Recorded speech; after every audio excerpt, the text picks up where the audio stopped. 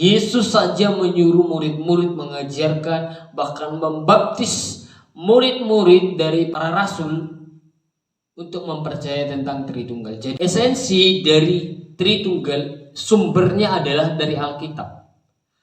Makna dari Tritunggal itu berasal dari Alkitab.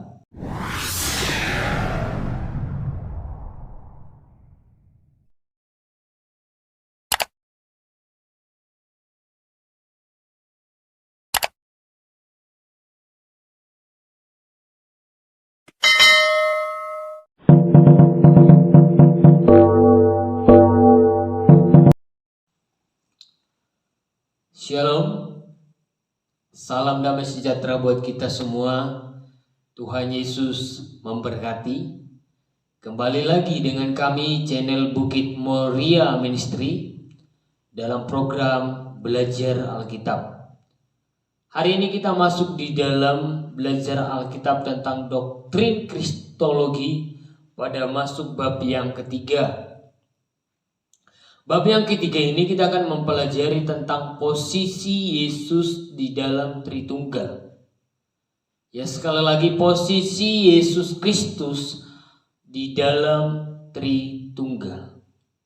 Bapak Ibu sudah terkasih, mempelajari tentang doktrin Kristologi atau ilmu yang mempelajari tentang Yesus Kristus sangat berhubungan erat dengan yang namanya doktrin Tritunggal. Sangat berhubungan erat dengan Allah Tritunggal. Kenapa? Karena Yesus di dalam keberadaannya memiliki posisi, yaitu masuk di Tritunggal, masuk dalam Allah Tritunggal. Itu sebabnya perlu sekali kita memahami tentang posisi Yesus dalam Tritunggal. Bapak Ibu sudah terkasih, ketika kita tidak mengerti tentang keberadaan atau posisi Yesus di dalam Tritunggal, maka kita tidak dapat memahami posisi Yesus dengan benar. Ya. Ketika kita tidak memahami ini, maka kita tidak akan bisa memahami keberadaan Yesus di dalam Tritunggal. Itu sebabnya perlu sekali mempelajari ini Bapak Ibu terkasih. Supaya apa? Supaya pemahaman kita lebih benar. Bapak Ibu sedang terkasih, berbicara tentang doktrin Tritunggal, ya. Ada banyak orang yang tidak lagi mempercayai atau mengajarkan tentang Tritunggal. Khususnya ada beberapa hamba-hamba Tuhan yang tidak lagi mempercayai tentang rumusan Tritunggal yang dirumuskan oleh bapak-bapak gereja. Ya. Alasan mereka karena mereka mendapatkan pemahaman yang baru. Ya. Bapak Ibu sudah terkasih, itu urusan mereka ya, yang tidak mau percaya itu. Tapi yang jelas Bapak Ibu terkasih, ajaran tentang Allah Tritunggal merupakan dasar iman orang-orang percaya. Ya, karena kenapa? Coba kita buka sama-sama Alkitab kita dalam Matius pasal yang ke-28 ayat yang ke-19 sampai ayat yang ke-20 ya. Matius 28 ayat 19 sampai dengan ayat yang ke-20. Kita akan bacakan, saya akan bacakan. Demikian firman Tuhan, ayat 19. Karena itu pergilah, jadikanlah semua bangsa muridku, perhatikan, dan baptislah mereka dalam nama Bapa dan Anak dan Roh Kudus. Ada tiga, ya, tiga hal ini, yaitu dalam nama Bapa, Anak dan Roh Kudus. Dari sinilah munculnya yang namanya Tritunggal. Ya, Tritunggal. Jadi Bapak terkasih, Yesus saja menyuruh murid-murid mengajarkan, bahkan membaptis murid-murid daripada murid para rasul untuk mempercayai tentang Tritunggal. Jadi urusan Bapak Ibu Saudara terkasih yang tidak lagi mempercayai Tritunggal. Jadi Bapak Ibu terkasih, jelas sekali ini perintah Yesus supaya kita mengajarkan tentang doktrin ini, mengajarkan tentang ketiga pribadi Allah ini. Ya, itu sebabnya Bapak Ibu terkasih perlu ini dipelajari. Ya, apa itu Tritunggal? Apa itu Tritunggal? Ya, ini perlu kita bahas sedikit Bapak Ibu. Cuma kulitnya saja. Nanti sewaktu-waktu kita akan pelajari ini ya secara mendalam. Tentang Tritunggal, apa itu Tritunggal? Bapak Ibu bisa kupas nanti, lihat sumber-sumbernya dalam sejarah, dari mana munculnya Tritunggal. Kita akan bahas sedikit tentang Tritunggal ini. Apa itu Tritunggal? Bapak Ibu ketika berbicara tentang Tritunggal, ya, ada banyak pemahaman yang keliru, ada banyak pemahaman yang salah tentang Tritunggal, ya. Ketika kita berkata tentang Tritunggal, orang-orang di luar sana akan banyak beranggapan memikirkan bahwa Allah orang Kristen itu ada 3. Tuhannya orang Kristen itu ada 3. Itu banyak sekali di luar sana yang memikirkan tentang itu. Bahkan juga termasuk mungkin di dalam gereja ada masih memikirkan hal itu. Ya, itu sebabnya perlu pemahaman tentang Tritunggal ini. Ya. Jadi Bapak terkasih, karena ajaran tentang Allah Tritunggal adalah ajaran dasar di dalam kekristenan, khususnya mengenai ketuhanan daripada Kristen, perlu dipelajari. Ya, yaitu Allah Tritunggal. Perlu kita pahami bahwa ya Tritunggal itu perlu. Bapak Ibu saudara terkasih, berbicara tentang Tritunggal ini tadi, Tritunggal itu tidak tertulis di dalam Alkitab. Ya. Itu tidak ada kata Tritunggal ditulis di dalam Alkitab, tidak ada. Bapak Ibu bisa lihat dari kitab Kejadian sampai dengan kitab Wahyu. Saudara, Bapak Ibu tidak akan temukan kata Tritunggal. Ya, justru itu Bapak Ibu terkasih, ada banyak orang yang berkata, tidak ada di Alkitab, berarti tidak usah mempercayainya. Tidak seperti itu Bapak Ibu. Ya. Tritunggal ini memang tidak tertulis katanya di dalam Alkitab. Tetapi Bapak Ibu terkasih perlu tahu, esensi dari Tritunggal sumbernya adalah dari Alkitab. Makna dari Tritunggal itu berasal dari Alkitab. Jadi Tritunggal itu satu kata yang dirumuskan oleh bapak-bapak gereja untuk menangkal tentang ajaran-ajaran sesat, supaya pemahaman kita cepat nangkap tentang ketuhanan orang Kristen, tentang ketuhanan kita sebagai orang-orang percaya yang percaya kepada Tuhan Yesus. Ya, itu sebabnya perlu sekali makna ini ada di dalam Alkitab. Esensi dari Tritunggal itu ada di dalam Alkitab. Itu sebabnya Bapak Ibu, sekalipun di dalam Alkitab tidak tertulis kata Tritunggal, tapi kalau makna Tritunggal Allah di dalam, kalau esensi Tritunggal masih bersumber daripada Alkitab, kenapa kita meragukannya? Kenapa kita merasa sepertinya benar? Tidak perlu memakai kata Tritunggal. Seolah-olah kita ini lebih pintar dari bapak-bapak gereja yang sudah merumuskannya mati-matian, berkumpul supaya apa? Supaya ajaran itu tetap utuh. Dan kita muncul di zaman-zaman ini sekarang membuat ajaran-ajaran yang baru. Ya, itu urusan Bapak Ibu Saudara terkasih. Tapi yang jelas sumber esensi dari Tritunggal itu adalah Alkitab. Nah, jadi kita harus tetap mempercayai yang namanya Allah Tritunggal. Ya, jadi Bapak terkasih, kembali, apa itu Tritunggal? Ya, apa itu Tritunggal? Itu perlu dipahami. Ya, kalau kita belajar tentang Tritunggal ini sebenarnya 2 kata. Ya, ada Tri dan Tunggal.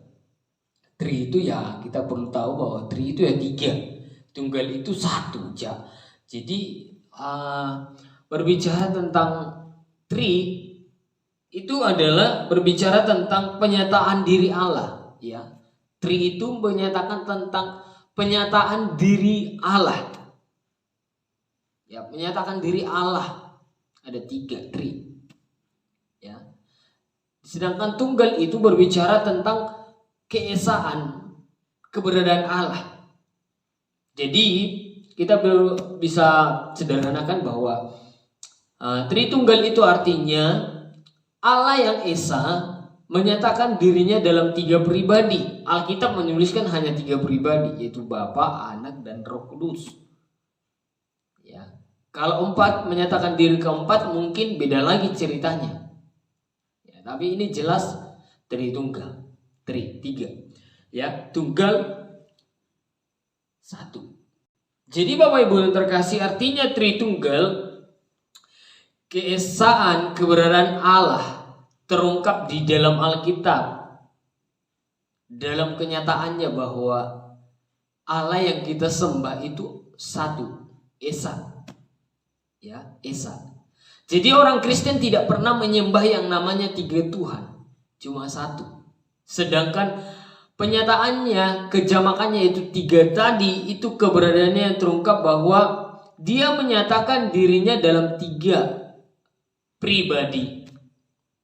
Ya, 3 pribadi. Dan ketiga pribadi ini adalah semuanya sama-sama Allah. Ya, setara.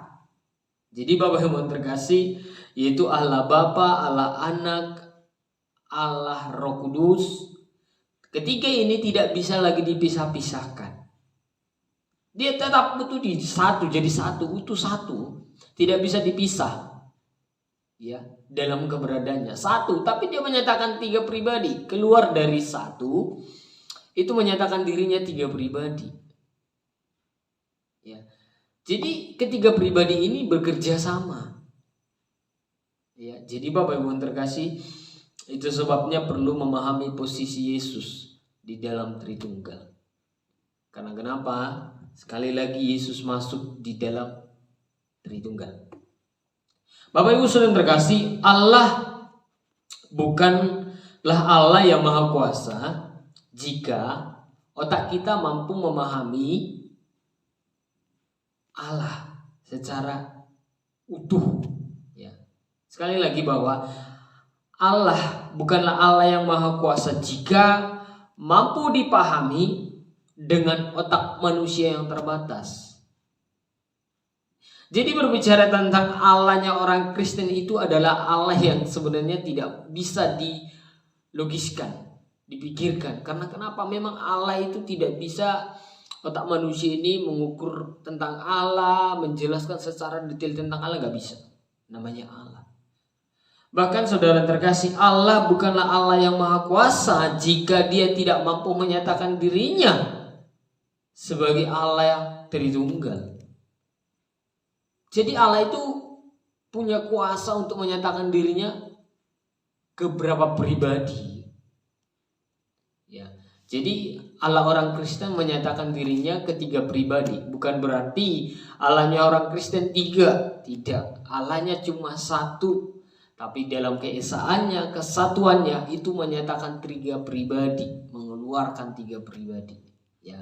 Jadi saya harapkan Bapak Ibu bisa paham arti Tritunggal ini, ya, yang sederhana ini. Itu sebabnya orang Kristen menyembah hanya satu Allah, satu pribadi, satu Allah yang menyatakan ke dalam 3 pribadi. Itu Allah Bapa, Allah Anak, Allah Roh Kudus. Jadi sekarang yang kita harus pelajari Allah tentang posisi pribadi Yesus Kristus. Posisi Yesus di dalam Tritunggal. Dalam Alkitab, Bapak Ibu terkasih, posisi Yesus di dalam Alkitab, ya, dalam Alkitab mengajarkan bahwa bukan hanya Bapa dan yang disebut sebagai Allah. Ternyata Anak, yaitu Yesus Kristus, disebut juga sebagai Allah dan Roh Kudus. Ya, jadi sama-sama Allah karena kesatuan tidak bisa dipisahkan. Mereka satu, Esa, tidak bisa dipisahkan. Ya. Alkitab juga menjelaskan bahwa ketiga pribadi ini berbeda, setara dan hakikatnya Allah. Ya, sama-sama. Jadi kita akan belajar tentang posisi Yesus di dalam Tritunggal. Yang pertama adalah posisi Yesus. Yesus adalah Allah. Ya, tadi 3 pribadi ini sama-sama Allah. Ya, berarti Yesus jelas bahwa di dalam Allah Tritunggal, Yesus adalah Allah. Kita coba buka Alkitab kita dalam Yohanes 1. Ya, Yohanes 1. ayat yang ke-18. Ya, ayat yang ke-18 saya akan bacakan. Yohanes pasal 1 ayat yang ke-18, demikian firman Tuhan. Tidak seorang pun yang pernah melihat Allah. Perhatikan. Tetapi anak tunggal Allah yang di pangkuan Bapa, dialah yang menyatakannya. Tidak seorang pun manusia di dunia ini yang melihat Allah. Tapi perhatikan baik-baik. Anak tunggal Allah siapa? Yesus. Di pangkuan Bapa berbicara kedekatan. Ya, bukan berarti Yesus duduk di pangkuan Bapa seperti anak kecil, tidak. Itu menjelaskan hubungan Allah yang begitu intim dengan Bapa yang tidak terpisahkan. Di dalam Yesus kamu dapat melihat Allah. Bapak Ibu Saudara terkasih, kalau kita lihat ayat ini, dalam ayat ini kita lihat bahwa Yesus Kristus sedang menyatakan kesejajarannya, kesetaraannya dengan Allah. Yesus sedang menyatakan bahwa dirinya ini Allah. Ya, dirinya Allah. Ya. Jadi Bapak Ibu terkasih, artinya Yesus menjelaskan bahwa ketika dia berkata bahwa manusia tidak melihat Allah, tetapi di dalam Yesus ada Allah, dia menunjukkan bahwa dia ini Allah. Ya, jadi dapat kita lihat di dalam keberadaannya, posisinya di dalam Tritunggal itu setara. Dia Allah, setara dengan Bapa, setara dengan Roh Kudus. Sehakikat, yaitu hakikatnya apa? Allah. Jadi Bapak Ibu, Yesus Kristus itu tidak hanya sekedar manusia, tapi ternyata yang jelas posisinya adalah Allah. Ya, jadi Bapak Ibu yang terkasih, kemahakuasaannya, kemahatauannya, kemuliaannya sama dengan Allah Bapa dan Roh Kudus. Ya, jadi jelas dalam ketertunggalan Allah bahwa Yesus Kristus pribadi daripada Allah, setara, sejajar dengan Allah Bapa. Ya. Yang kedua adalah posisi Yesus dalam Tritunggal. Dapat kita lihat dari mana? Yesus anak Allah. Itu yang kedua. Yang pertama tadi adalah Yesus adalah Allah. Yang kedua, Yesus adalah anak Allah. Aneh, Bapak Ibu. Yesus tadi Allah. Yang kedua sekarang dikatakan Yesus adalah anak Allah. Coba kita buka dalam Lukas pasal yang pertama. Ya, Lukas pasal yang pertama. Saya akan bacakan ayat yang ke-35. Ya, saya akan bacakan ayat 35. Demikian firman Tuhan. Jawab malaikat itu kepadanya, Roh Kudus akan turun atasmu, yaitu atas Maria, dan kuasa Allah yang Maha Tinggi akan menaungi engkau. Sebab itu anak yang kau lahirkan itu disebut anak Allah. Ya, Maria akan melahirkan anak Allah. Bapak Ibu, kita harus pahami ini. Berbicara tentang anak Allah, biasanya di dalam pemikiran orang ya, yang tidak paham tentang makna dari anak Allah akan berpikir bahwa akan ada ayah, akan ada ibu, maka ada anak. Ya, itu sebabnya banyak yang salah tentang memahami tentang anak Allah. Sehingga berkata, contoh ada orang-orang yang berkata seperti ini, Bapa mempunyai istri yaitu Roh Kudus, sehingga lahirlah Yesus anak mereka. Ini pemahaman yang salah karena tidak mengerti makna anak Allah. Yang kedua juga ada berkata bahwa Yesus adalah anak Allah. Siapa istri daripada bapaknya? Bahkan ada orang yang konyol sekali cara berpikirnya, yang tidak mau belajar. Siapa bidannya? Ya, Ada orang berkata seperti itu. Bapak Ibu Saudara terkasih, berbicara tentang anak Allah kita harus pahami. Ya. Karena banyak di antara kita memahami anak Allah seperti budaya orang Indonesia. Ya, secara lahiriah. Mengapa Allah memiliki anak secara lahiriah? Allah tidak memiliki anak secara lahiriah. Ya, itu harus kita mengerti bahwa Alkitab ini Bapak Ibu tidak ditulis dengan budaya orang Indonesia. Alkitab yang kita pakai ini diilhamkan, ditulis para nabi sesuai dengan budaya orang Yahudi, yaitu umat pilihan Allah. Jadi kata anak Allah ini kita harus pahami dengan budaya orang Yahudi, bukan dengan budaya orang Indonesia. Kalau kita pahami dengan budaya orang Indonesia, kita akan salah. Maka akan muncul anak Allah secara lahiriah. Berbicara contoh, anak tangga. Itu kan anak tangga hanya hiasan. Anak kunci itu hiasan. Tidak ada bapaknya. Anak tangga, ada ayahnya anak tangga enggak, itu kiasan. Ya. Jadi Bapak-Bapak terkasih, artinya kita harus pelajari budaya orang Yahudi, anak Allah. Ya. Arti budaya ini, budaya orang Yahudi, istilah anak Allah, itu Bapak-Bapak terkasih, yaitu menjelaskan hubungan yang intim dengan Allah, bukan berbicara tentang lahiriah saja, tidak berbicara lahiriah. Ya. Di mana ketika berbicara anak Allah, ini berbicara tentang antara Allah dengan anaknya, sama-sama punya kuasa, sama-sama punya kedudukan yang sama, sama-sama memiliki hakikat yang sama.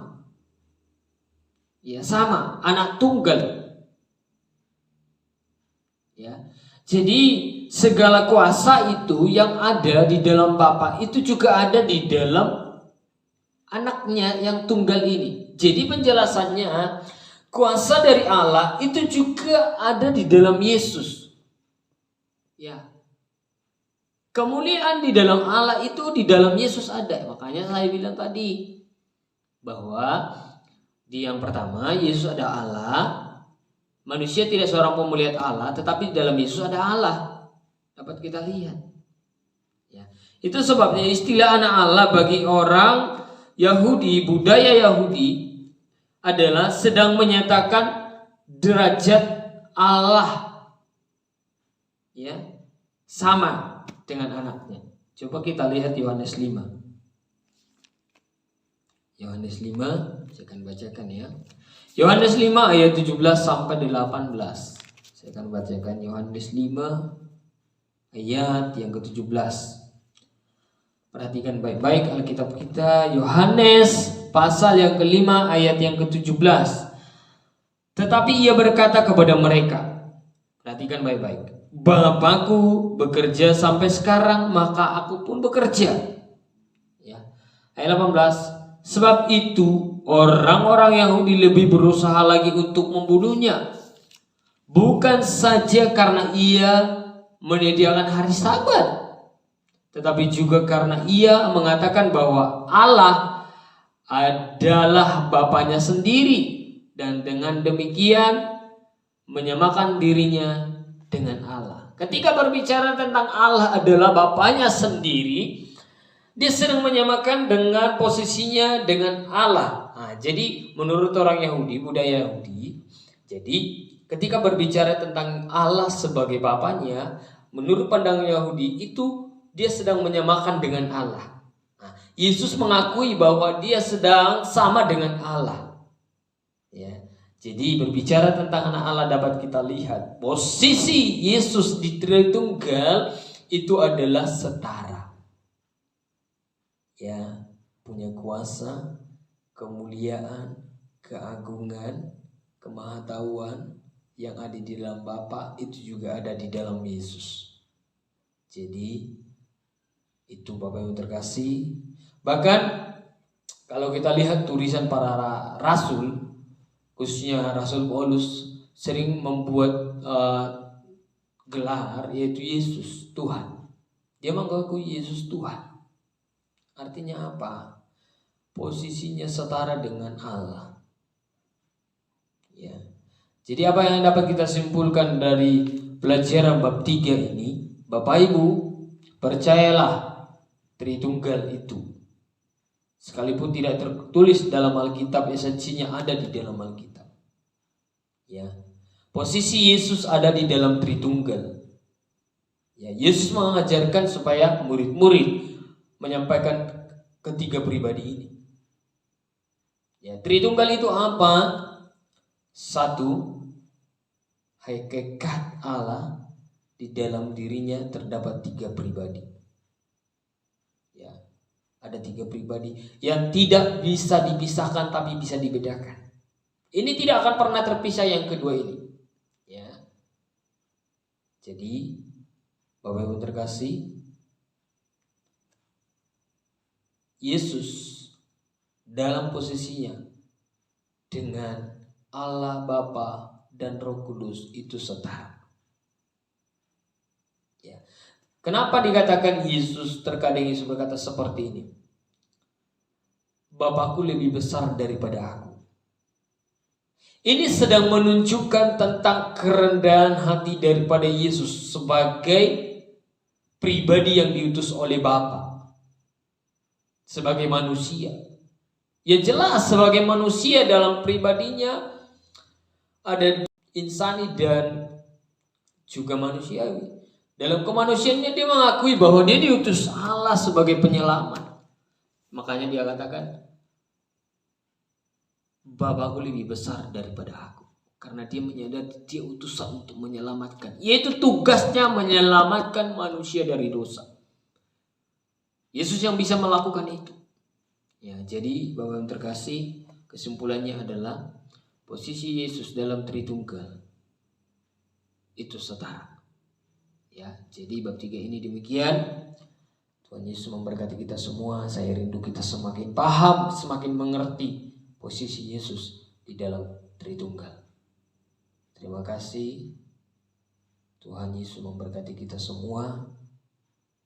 Jangan lupa jaga kesehatan, patuhi protokol kesehatan, supaya hidupmu boleh menjadi berkat untuk Indonesia, dan supaya hidupmu boleh sehat untuk memuliakan Tuhan. Sampai di sini pelajaran hari ini. Shalom. Tuhan Yesus memberkati kita semua.